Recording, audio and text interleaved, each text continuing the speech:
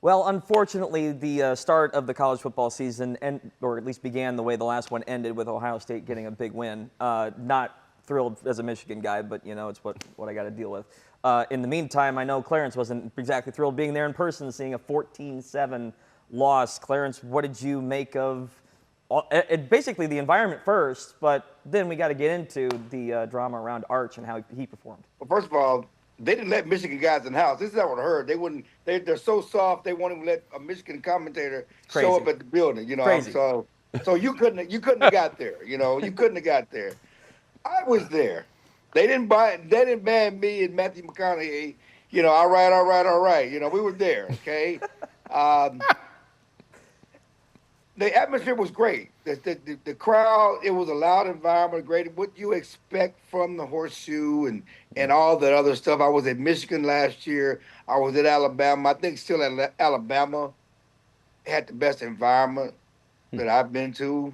But it was a night game, so it's different than these day games. So I guess because the Texas Michigan game was in the day, and certainly this Ohio State game was daytime. But certainly the high street, all the tailgating, it's great. Now, if we want to talk football, Arch was awful, and we're not gonna give him grace. It was the first game when he started before. He is not a freshman.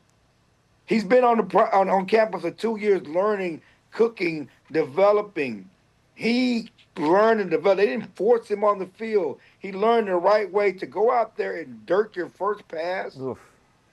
To dirt your first pass, and you're a Manning, and you've been taught and you've been cooked and developed to dirt your first pass, and then to be throwing the ball behind guys and at their feet and misreads, and that's just disappointing. That's not what he didn't have to light it up, but to the fundamentals, dirting balls. I mean, I just didn't see that, and that's highly disappointing. I'm sure he'll be able to cook in the next few weeks against San Jose State and UTEP and San Luis State before they play Florida and Oklahoma in the SEC.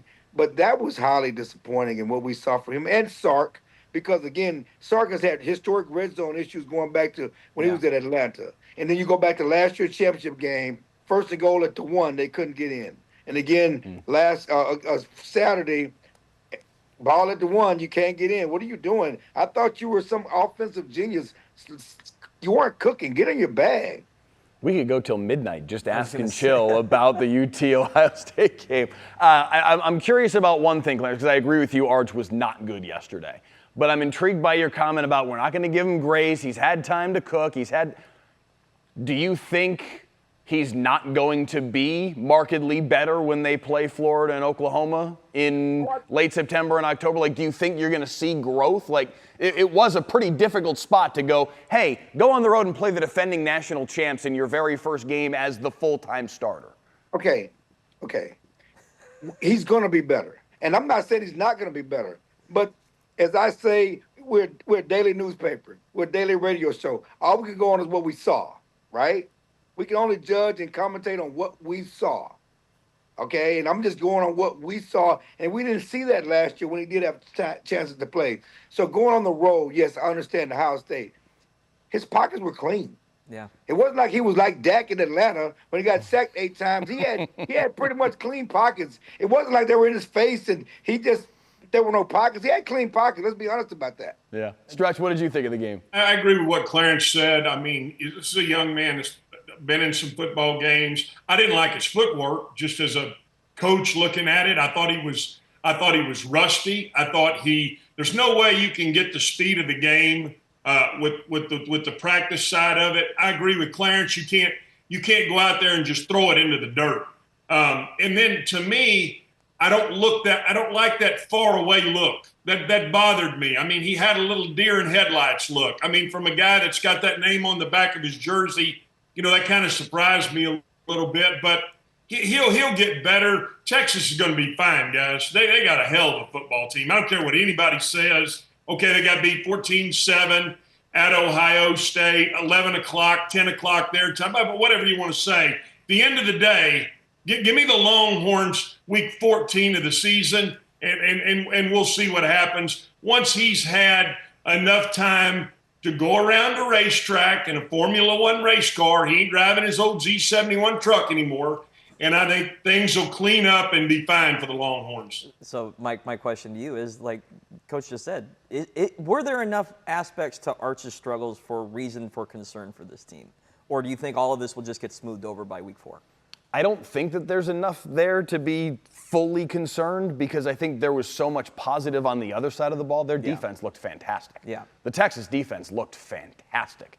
And that alone is going to win you a lot of football games. Now, do I, want to see what he looks like against Florida in a few weeks? Sure. And that will be another really good data point and litmus test for, okay, how far have you come in 4 weeks? But I don't look at it like alarm bells are not going off for Texas right now, no. Chill, we'll give you the last word here. Being the UT fan that you are, where do you think it goes from here? Well, I think they'll be better. Defense is damn good. The running game is damn good, you know, and you saw that they averaged 4.5 yards a carry against that Ohio State defense. And so they'll be able to run the ball. There's not a lot of firepower outside. You know, Glenn knows it's hard to just move the ball down. If you got to have some big plays, and I'm trying to figure out where the big plays are going to come on that offense. But in Arch's legs, everybody thought it was going to make the difference. Everybody said, get rid of Quinn. They'd have used Arch. They'd have won the playoff game. And that's the problem. They're analysts, like Glenn, not Glenn, but analysts. These scouts, number 1 pick in the draft. It was too much. And so that's why everybody's watching it. And then you get a performance like that, and it's a huge letdown. But yes, he'll be better.